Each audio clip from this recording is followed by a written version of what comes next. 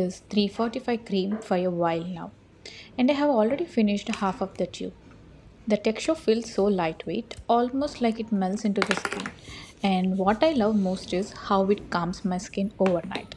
The next day morning, my skin feels so soft, and also it gives subtle shine, but only when you use a little extra product. So small amount is usually enough. The only thing to keep in the mind is the price. It's around 2499. So if you're on the budget, go for it. And but if you want something smooth and minimal, it's definitely worth trying.